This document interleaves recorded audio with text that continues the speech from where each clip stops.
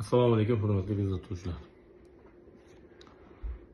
Sudyani kafansiz, Qur'on tilovatisiz, aroqqa yuvintirib ko'milishi uchun duoda bo'lamiz. Nima uchun bunaqa deyapmiz? Xullas, Toshkentda salqin ichimliklar festivali nomi ostida qo'shnilar ichida piyo festivali bo'lib o'tdi.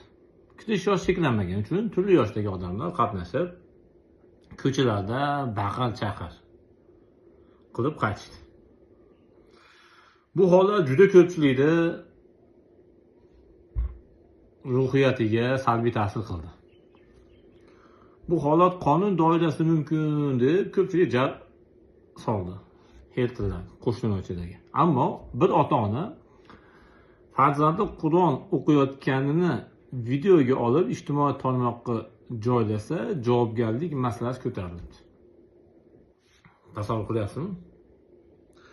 O'zbekiston aholisining 90% dan yuqorisi islom diniga, muqaddas islom diniga e'tiqodi barcha biladi. Mezonda nega turlicha qo'llanyapti? Jamiyat uchun zarar deb baholanayotgan narsa nima-yu, foydali deb qaralash kerak bo'lgan narsa nima?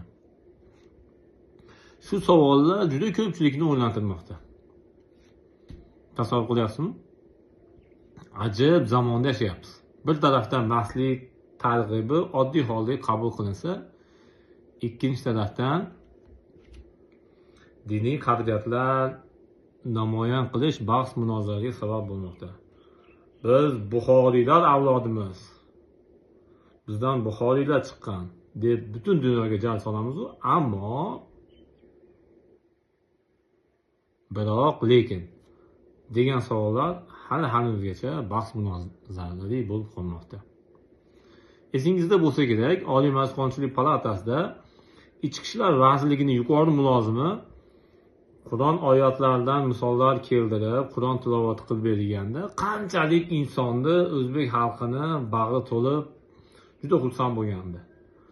Ammo so'nggi kunlardagi voqealar qalblarimizni shunaqangi xafa qilib nafratga to'ldirdiki, asli qo'yaverasiz.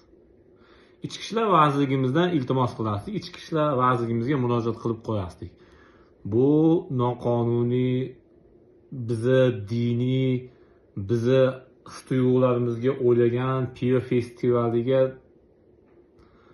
ruxsat bergan tashkilotlarga, mas'ul shaxslarga qonunga bergan tartibda javobgarlik masalasini ko'tarib chiqishingizni so'ragan bo'lasizlar.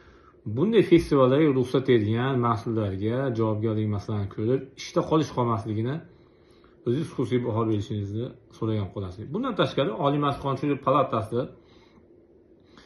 spikeriga, Senat raisi Tanzila Kamolovnaga iltimos qilasizlik.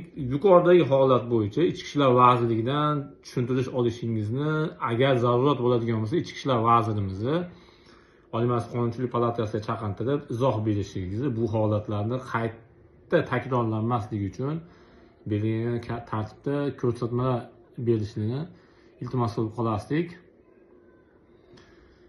E'tibor uchun barchaga tashakkur.